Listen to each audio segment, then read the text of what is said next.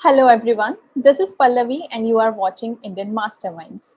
In this special episode of Tales from the Legends, we have with us Mr. Vijay Shankar Pandey, a retired IAS of 1979 batch.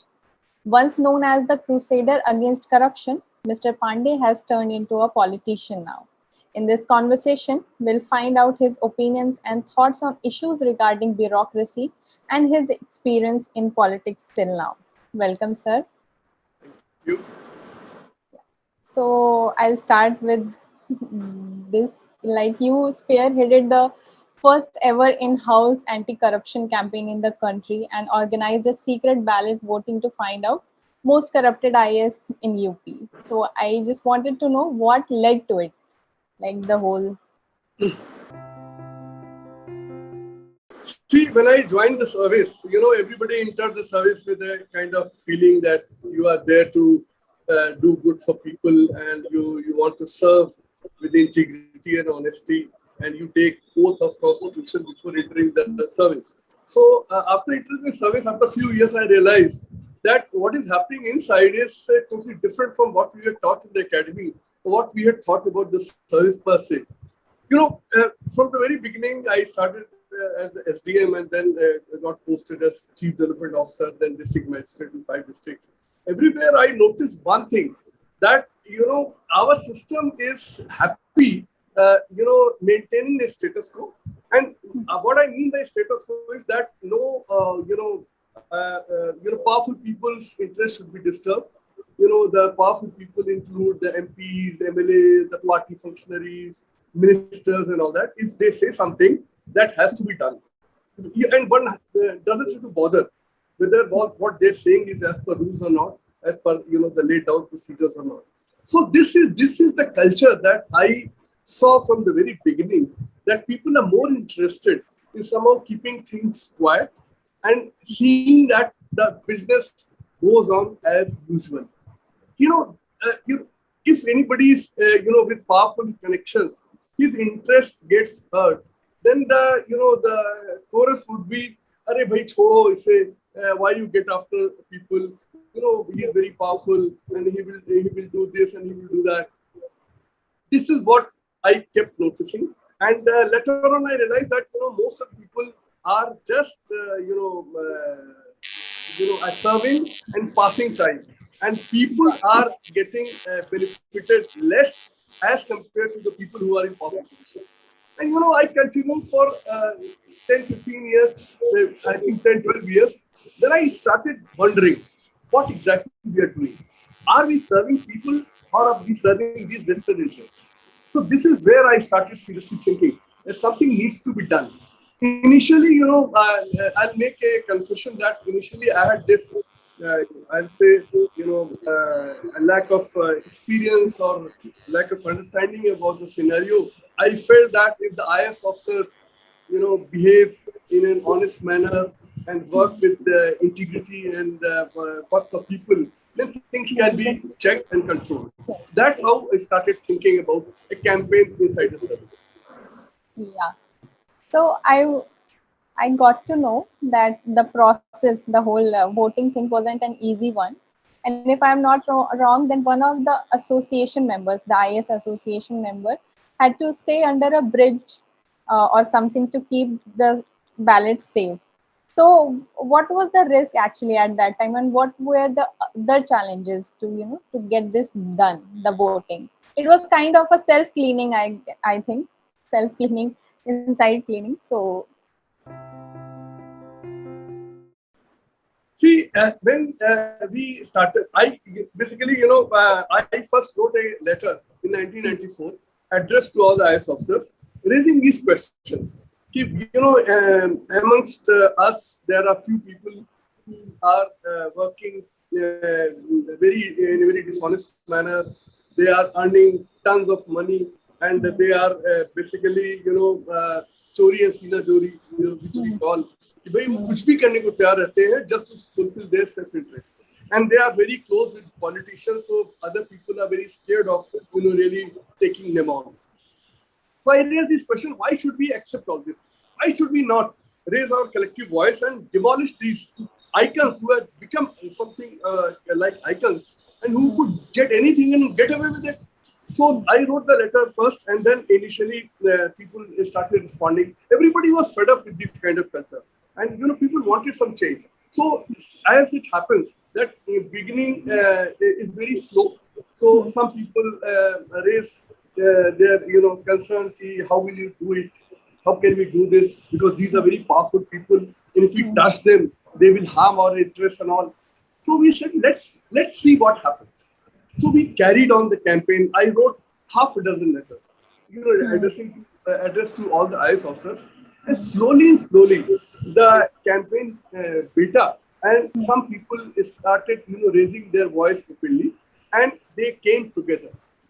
In fact, they wrote and said that we are with this kind of campaign of self-cleansing, and we need to begin with our service, because this service is a premier service, and everybody looks at it from people to politicians, everybody, and they all realize this, that this is a very powerful service, mans all the important positions. So we thought that in case we can cleanse this service from inside, and put pressure, peer pressure on people, that they should not behave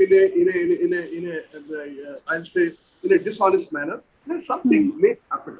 So we started with this, and slowly the campaign gathered momentum, and which culminated into the three most corrupt being elected or selected through secret ballot.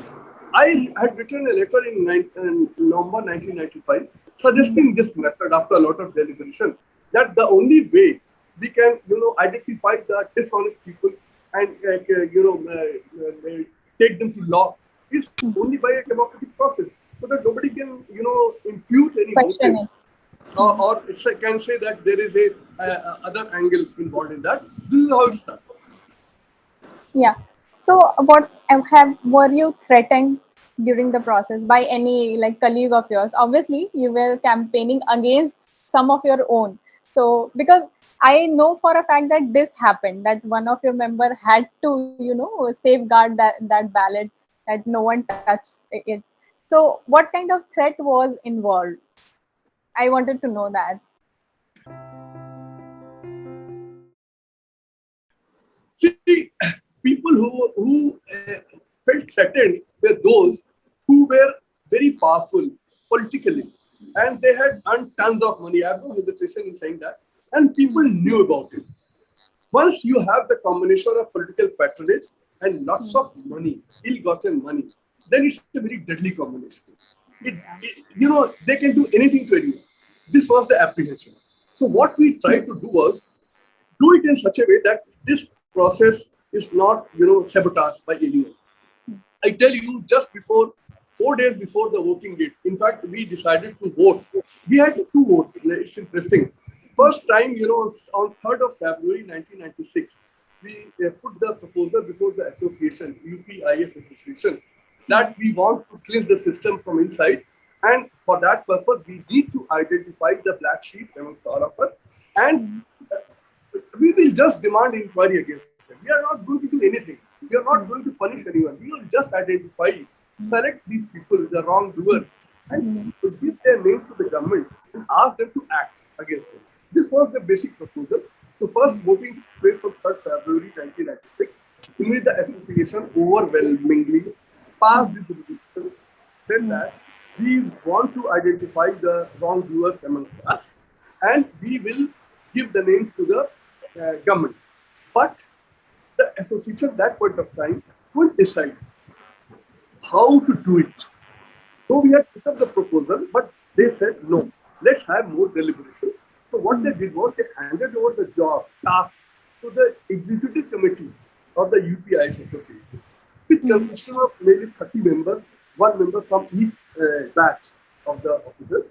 So that was given the task of really identifying the way of identifying, electing or selecting the three most corrupt officers. So this deliberation went on. Finally, the executive committee also came to the conclusion there's no other way than going for a secret ballot to identify the three most corrupt officers. And this proposal was again put up before the general body of the IAS Association on 4th of August 1996. And again the body passed the resolution overwhelmingly that we will go through the ballot process to identify the three most corrupt IAS officers amongst ourselves. And finally, the voting took place on 14th of December 1996. But let me mention, 4 days before that, all the big wigs got together and forced the then chairman of the association who ordered cancellation of the voting. And the then chairman who had ordered the cancellation of voting, he no more. So I will not say anything about him. But only thing I'll say that he was also one of them. But we decided immediately on 10th of December that we remove the chairman. So the executive committee had removed the chairman, declared that we will go ahead with the voting on 14th of December 1996. And that's how the voting took place. Regarding the safety and security of the ballot papers, yes, it was a very precious commodity. So we had to collect that, very carefully. And the 3-member panel was appointed, 2 retired persons and 1 serving member of, top class integrity. They sat together, counted the votes, declared the result. Well, kept it secret, declared counted the whole thing. Then the whole ballot paper, everything was kept in a very secret place, which we have not disclosed so far. You understand? So it was kept at a very secret place, and later on, the further action was taken on the basis. Okay. So, I think Akhand Pratap Singh and along with 2 others were voted the most corrupt IAS officer. And correct me if I'm wrong, but according to my research, even after this, the then chief minister flushed any sort of inquiry on this. And all 3 of them rose to the rank of chief secretary and then retired. So I wanted to know, what does this signify in regard to your campaign? Like, do you feel disheartened about it? Or do you feel it a success? Or how do you feel about this? After we completed the voting, we thought, then Mr. Kalyan Singh was the chief minister. We had little hope that he will do something. But we were thoroughly disappointed when we realized he's not going to do anything. And we kept waiting and waiting and waiting. We used to meet the chief secretary and other officials regularly. we even went to the chief minister himself, sought an appointment, asked him the question, why you're not taking action? So his answer was, I'll say, one only can laugh at it. He said, where is the evidence? So we said, sir, we have told you, you know them. You are very well aware what they are up to. And you have so many agencies.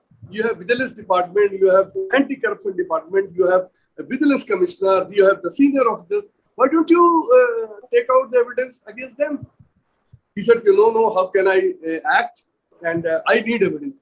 So you'll believe me, we got together and collected bunch of evidence against all the 3 nominated, elected, whatever you call the officers, gave the evidence. And still, they took a lot of time, appointed a 3-member committee to inquire into those allegations. And the 3-member committee, except barring 1 member, who was very honest, S.N. Shuklaji, he submitted the report. Singularly, individually, other 2 members never bothered to do anything. And nothing happened. No action was taken against 3 officers by any government. And as you mentioned, later on when Mr. Mulayam Singh Yadav became chief minister, he went to the extent of appointing first the number 1 person as the chief secretary of the state. He went to the Supreme Court, got him removed. Then he had the courage or whatever you call to appoint the number 2 person as the chief secretary. Again, he went to the Supreme Court, along with others, and got her removed. So these politicians, you can understand their nature. The important point that I want to make is always there is a debate in media and other things that the officers are the people who are responsible, particularly IAS officers are responsible for all the mess. I agree that they are complicit with the political class, but political class is the single most factor responsible for the mess that the country is in, because they sit with all the powers of the Constitution. Constitution, gives all the powers to the Hmm. elected representatives. The officers are only servants to Yeah, carry they out they orders. use them like puppets. In most of the cases, I think I officers are used Even as a even if, even if someone wants to, oppose wrong things. Say, for example, we are duty bound to follow the government policies, but most of the time, the politicians want something different from the laid down policy. So puppet. officers have the right to refuse it, but the officer who refuses, is immediately thrown in the dustbin. The problem with our political classes, they are coming from a rotten system. Politics is so rotten that unless you spend hundreds and thousands of crores of black money, you don't get elected. So you imagine if a politician is coming through that dirt, मैं कहता हूँ उसे कीचड़ से चल के अगर आप आए हैं तो कीचड़ तो आपको लगा ही रहेगा. जो हजारों करोड़ रुपए खर्च करके इलेक्शन जीत रहे हैं, आप और हम उनसे अपेक्षा करते हैं कि बैठकर राम नाम की माला जपने लगेंगे या No, धर्मादा they won't. करने लगेंगे. वो They कैसे won't. करेंगे? अरे वो तो उनके सबसे पहले, आखिर उनको पैसे किससे दिए चुनाव जिताने के लिए? जिनको दिया उनकी सुनेंगे. Hmm. So this example showed that bureaucracy did its best. It identified the black sheep amongst itself, the most difficult task. Going against your own peers with whom I had served, Yeah. we used to sit together in meetings afterwards. Same people against whom we voted. How difficult it was, but we did it. And who sabotaged it? Politicians. So after that day, initially I had this misapprehension. I'll say, I couldn't understand that who is responsible for the mess. First, I used to think the IAS officers are responsible. From that day onwards, I realized the IAS officers did everything. They identified and we had decided that 3 most corrupt officers will be identified every year hence on, so that till such time we clean ourselves. We did twice this experiment, but the governments never took any action. And government, whose government? My dear chief ministers. And what they did instead, appointed the most corrupt identified officers as the chief secretary. Now you tell me, who is the real culprit in the mess that we are in as a country? Yeah, politicians. Later on, I guess CBI started an inquiry in Akhand Pratap Singh. I think did anything happen to that? I read that gold taps of gold were found in his house or something like that. Like the things which we can't imagine. Even when we talk about black money, I can't imagine that somebody can have a tap, with a golden tap in his house. So, could you I don't know what happened to that inquiry. Could you tell us about it? In 1997, I wrote letter to the then Prime Minister's Principal Secretary, Mr. I.K. Gujral. So we wrote everything. We gave all the details, what we had done, and we demanded inquiry on this. So somehow or other, it continued, and nothing had happened. But somewhere in 2000 or 98, yes, after Mr. Gujral left, after that, some kind of CBI inquiry was ordered. It went on, continued. This CBI inquiry was ordered. It continued for 4 or 5 years. After he became chief secretary, and the irony is, which I want to bring to the notice of the people, the irony is that he was granted extension of 3 months. And who was the prime minister who granted extension? Mr. Atal Bihari Vajpayee. And who had ordered the CBI inquiry against him? Mr. Atal Bihari Vajpayee. This is the irony of our country. And he was challenged. I was then secretary of the Central IAS Association. I wrote a letter to the cabinet secretary saying that, sir, don't do this. How can you do this? You have yourself ordered a CBI inquiry against this officer. Now you've granted him extension. So what I learned was the whole bureaucracy had opposed it. But the then Prime Minister chose otherwise. He said, he's Prime Minister. He did it. Later on, after he was removed by the court's order, CBI did come into action. He was raided and he spent some time in jail. He is under prosecution. The case is in courts. Okay. So, Anyways, like now I would like to talk about a few other, like other than this campaign. Like obviously, if I'll talk about perception of common people, then they kind of accepted corruption in politics and bureaucracy too. Like they believe that if you want to get things done, you have to bribe. So according to you, has bureaucracy in current time, has bureaucracy become the flag bearer of corruption, or there is any hope left still? See, bureaucracy is neck deep involved in corruption with the political class. There's absolutely no doubt about it. You will hardly find officers with integrity who are willing to stick their neck out to go for public interest. So this is the reality of our country. But if you start searching for reasons, where did it start? And who is, there are many people responsible for the state of affairs that we are in, including ourselves, the common man, who kept on voting for corrupt people. But leave it aside. The two people, two bodies, political class and the bureaucracy. Now they are in hand in glove, and it's a very sad commentary on all of us that we are living in a country which is presumed to be one of the most corrupt country in the world. We rank so high. Only few African countries are below us as far as corruption goes. Is it not a sad state of affairs? Very, see, after 75 years, we are celebrating Amrit Mahotsav. If you look at the data, we are where we stand 156 to 157 amongst the countries, the parameters which determine the level of development. This is the place where we stood in 1950. If you look at the recent data, in 1950 also, our country was somewhere in 150, 156 ladder amongst the countries as far as development parameters are concerned. But it's still there. There, yeah. And to top it all, we are one of the most corrupt countries in the world. And still, business goes on as usual. Nobody's bothered. Yeah, we like to maintain the status quo, I guess. We are, Yes. Everybody is beneficiary of it. So why shouldn't we spend? Only people are suffering. Only the common man is suffering. जिसका कोई भी काम बिना रिश्वत सिफारिश के नहीं होता. हमारे देश की tragedy है. But the thing is, what should be done? The only answer I could think of, this rotten political system has to be cleaned up.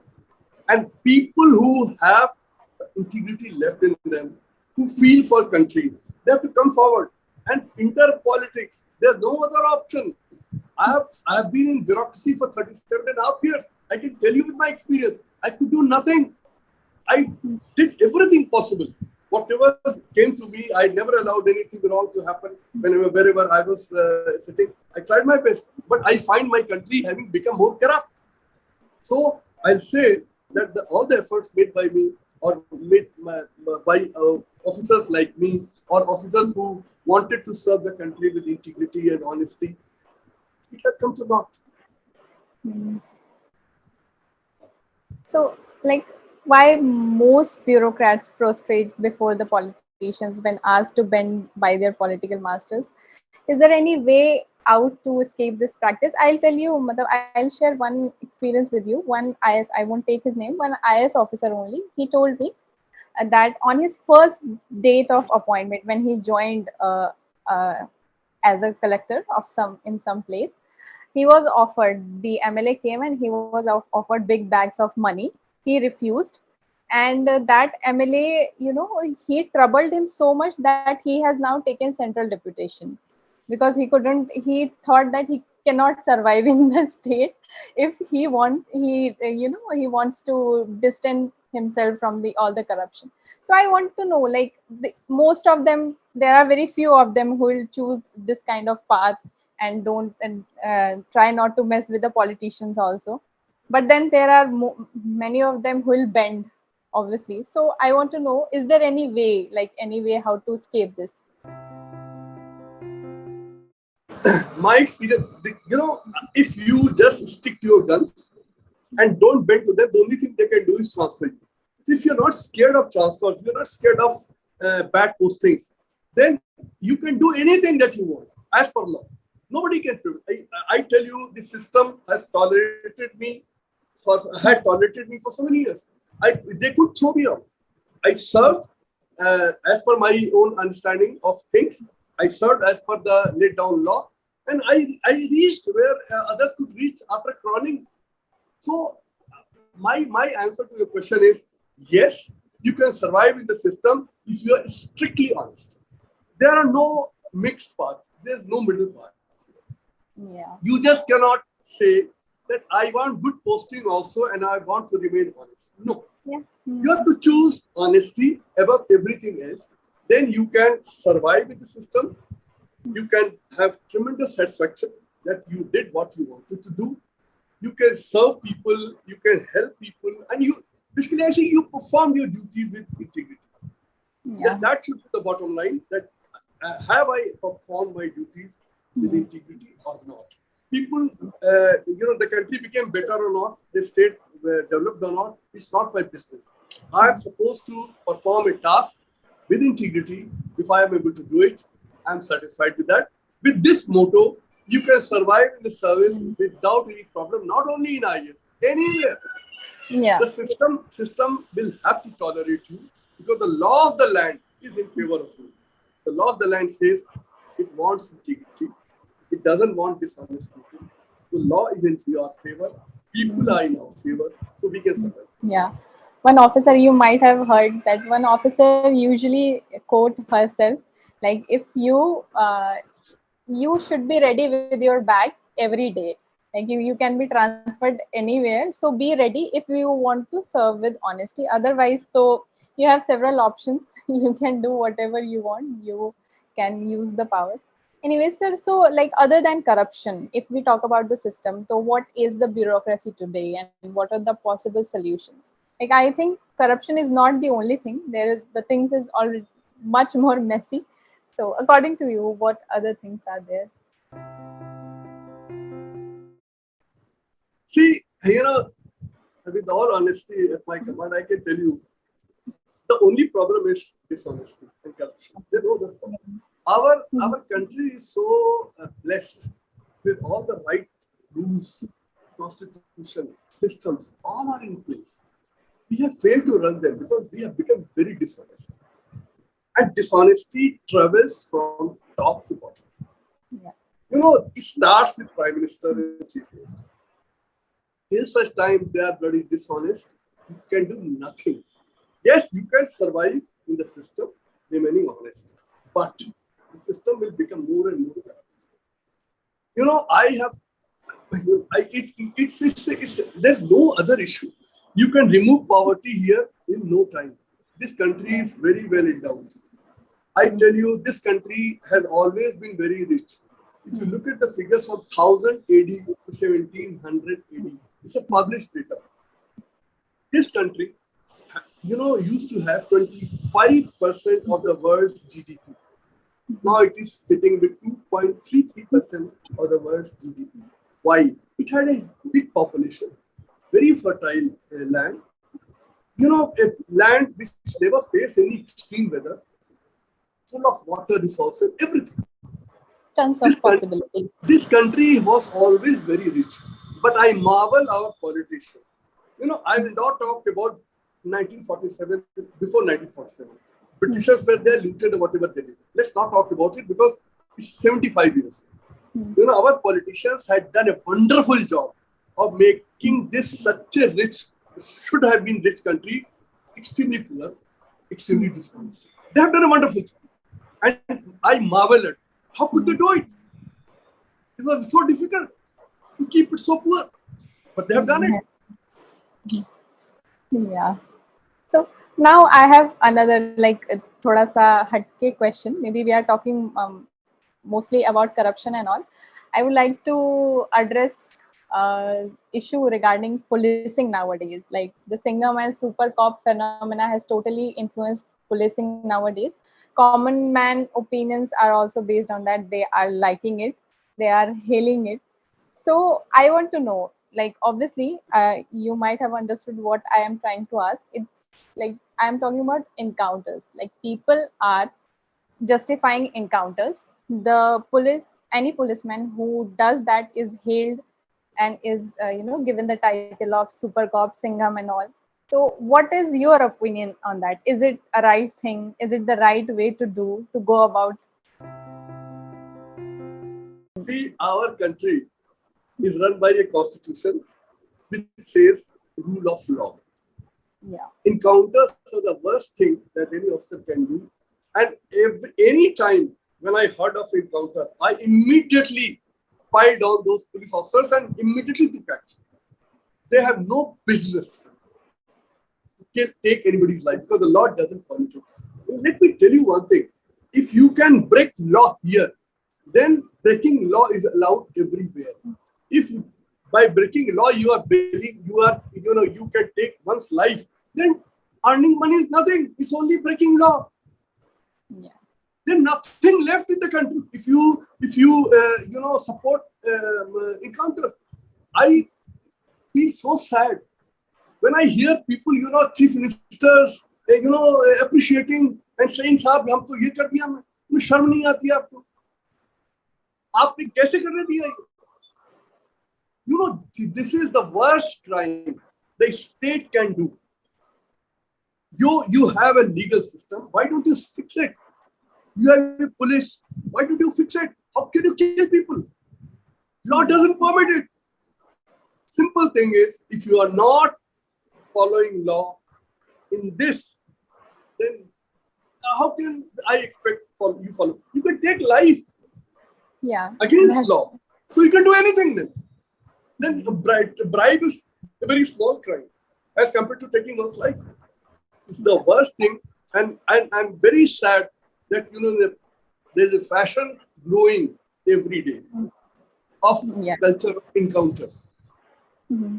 And the society also doesn't understand these intricacies. People don't know what exactly is happening because they have we have illiterate population. Mm-hmm. Those who would know even read and write, they don't know about law. They don't understand C of constitution. They can't appreciate, can't understand, can't analyze what's going wrong with our system. So the answer is, this is the worst crime a state can commit. Those who do it should be hanged. And all the political class must understand. You are allowing people to break law. They will break law every now and then. Then don't complain that police doesn't listen, the officers don't listen. Because this is the worst crime that you can ever authorize. So now, like we have addressed issues in policing in normal administrative service. So how can, all in all, how can bureaucracy become more independent and transparent? What kind of changes should it imbibe? We have all the laws, perfect systems.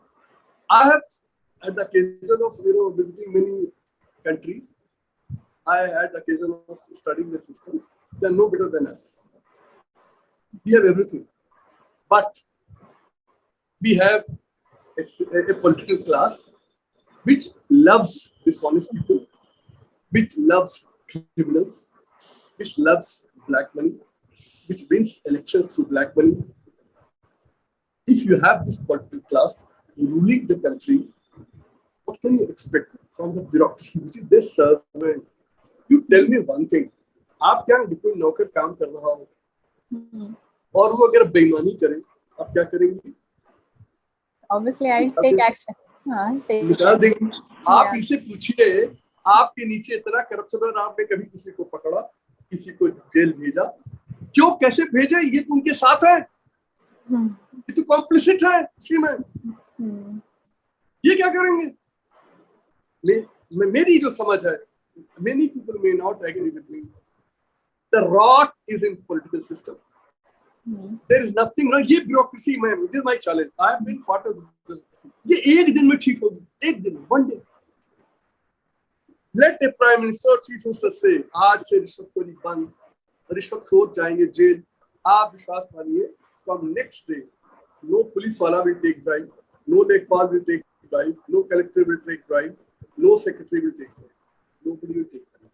But when the chief minister appoints the most corrupt officer chosen by the same service as the chief secretary deliberately, what do you expect from the bureaucracy?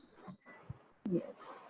So now that we are talking about politics and all, so after retirement, you also didn't join any political party but made one for you. So what Yes. led to that decision and what is the vision? I am interested in much more in that. Like what is the vision of your party? See, as I mentioned to you, I realized there's a problem with political system. Now I had two options. I have good pension. I should enjoy my life and do nothing. You know, I had read Gandhi extensively and read David Henry Thoreau. He was an American philosopher who was the first person who started civil disobedience. Gandhiji had mentioned that in his book that he got influenced by his civil disobedience experiment. He wrote an essay on civil disobedience, and that essay said simply one thing: by आपका once somebody takes away your money, personal money, do you keep quiet just by petitioning or requesting him or folding hands to him? No, you go all out to get back the money. But when society's money is looted, then what happens? You say, what can I do? मैं क्या कर सकता हूँ? जेब में हाथ डाल के बैठते हैं, मैं क्या कर सकता हूँ? आप जो कर सकते हैं वो तो करिए. I realize that the rot in the system is because of the rotten politics. I'm convinced. Others may not be. Everybody has the right to have his own opinion. Okay. So I said something to be done. You know, when we did the experiment to identify three most corrupt officers, they always, the argument was कि तुम्हारे करने से कुछ नहीं होगा. उन्होंने कहा ना हो, कोशिश तो करनी चाहिए. कहाँ कोशिश करनी चाहिए? वो ठीक है, कोशिश कर लो. नहीं हुआ. At least I will have the satisfaction. Whatever was in my hands, I did. उसी तरीके से when I, superannuated, I felt that I have understood that the politics is rotten. Unless we change it, nothing will happen. So I said, let's do politics then. I'm trying to influence, meet people, tell people, अरे यार कुछ मत करो, इसमें आओ. आप लोगों ने कहाँ छोड़ रखा है इन भ्रष्ट लोगों के ऊपर. ये जैसे भी हो, आज ये भ्रष्ट दिखते हैं. आप अंदर से ईमानदार होंगे, लेकिन भ्रष्ट राजनीति के आप रास्ते पे चल रहे हैं. आप क्यों नहीं सच्चाई से इलेक्शन लड़ सकते? आप बिना पैसा, आप जनता से पैसा लेकर क्यों नहीं चुनाव लड़ सकते? आप जाति, धर्म और काले धन पे क्यों खड़े हो? आप आज की राजनीति देखिए, it's totally caste based, totally religion based and totally based on black money. Where is truth? Where is integrity? Where is your constitution which abhors all these things? And on the basis of same constitution, these people get elected as chief ministers and prime ministers. Otherwise, who would have cared for them? These ordinary people, they are creation of this constitution. So why should we not attempt? What is wrong in attempt? Nothing. Whatever is in my hands, let me not succeed, but I have the satisfaction. I tried my best. So what is the funding thing? Like how is your party funded? Basically we are trying to convince people the election can be fought without black money, without caste, and without religion. So it's at a nascent stage. We are trying to gather people. This is basically a question of convincing people to come together and fight elections without black money, without using caste and religion. So this is an effort. We are, spreading the message across the country. We are attempting to put up candidates in Himachal Pradesh, attempting to put up candidates in Gujarat. We had attempted to put up some candidates in Uttar Pradesh. We'll again be putting up candidates in the parliament elections. Again, we will go ahead with the assembly election. It's for the people to understand. See, I have nothing to gain out of it. Because I'll frankly say that I am satisfied with all the part that I had exercised. I am satisfied. I have manned all the senior positions. मुझे अब MP MLA बनकर मुझे कुछ नहीं मिल रहा है. I've seen much more than that. I have occupied highest position in state, highest position as a secretary in the country, in the government of India. Sir, nothing much to gain. It is time to return back to society. Do something for, not in your own interest. Do something for the country. Some return back, some payback. This is a payback time for all those who had good life earlier. Now it's a payback time. They should think over it and try to change politics. Yeah. So, like, how many what is the strength right now? Like, how many members are part of it? Only if you can. You'll be very surprised. You will be surprised to know there are more than lakh of members. 1,10,000, I'll say, but not less than that. And people are joining day by day. Our challenge is to get some leaders. I will get followers. There's no problem. Because what we are saying, this is truth. जिसे कहते हैं ना कि इसकी कोई काट तो है नहीं. आप किसी से भी कहें, मैं आपसे आर्ग्यू करूं कि भाई ईमानदारी से होनी चाहिए, आप कहेंगे बिल्कुल होनी चाहिए. कास्ट और रिलीजन और काले धन का प्रयोग नहीं होना चाहिए, आप कहेंगे बिल्कुल नहीं होना चाहिए. So you just cannot say no to what I am saying. But we need people who can, go to the field and work hard, convince people. Politics is very simple, the simplest. What is politics? You have to go to people, convince them to support. This is a total politics. But since our political class has no face to show to people because of their misdeeds, so they run away from people. What they do is they catch hold of dalals, they catch hold of TV, they catch hold of newspapers, and through them they do politics. Why? My simple logic is, why you want to use television, newspaper, rallies to reach the voter? Why don't you reach the voter straight? He's sitting at home idle, doing nothing. Go and tell them what you say. And once you are saying something which is foundational, right, truth, you agree. It may take time, little time. Doesn't matter. I'm in no hurry. Yeah. So, like, this, I really wanted to ask, like, with already there are many big players who are struggling in the field due to the rise of BJP. I think you will agree with me. So, in this scenario, how do you see the future of your party? I look at it totally differently. Yeah. We are also voters. Yes. You are also a voter. I am also a voter. Why did we vote for a particular party?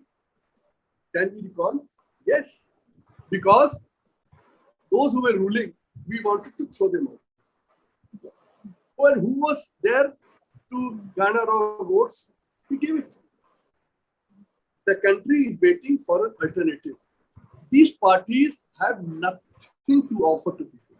Say, for example, the BJP is in power for 8 years. Has country become more honest? No. Has it reduced its poverty? No. Has it increased its stature among the community of nations? No. Has it improved education tremendously? No. Has it improved law and order tremendously? No. You raise the question yourself. And same was true for Congress. They ruled for 60 years. See what they have done with our country. This is ridden with 50 crore poor people, illiterate population, corrupt country.